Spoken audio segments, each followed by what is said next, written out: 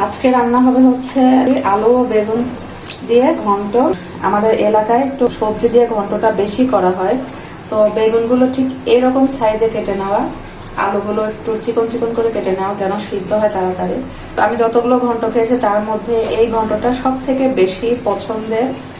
কাঁচামরিচ, রসুন, পেঁয়াজ, সামান্য পরিমাণ হলুদ গুঁড়া, পরিমাণ মতো লবণ, সিদ্ধ হওয়ার জন্য পরিমাণ মতো পানি দিয়ে দিলাম।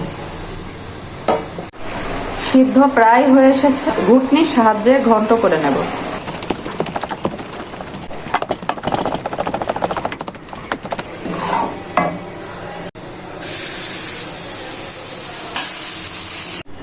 তেলে দেওয়া কমপ্লিট।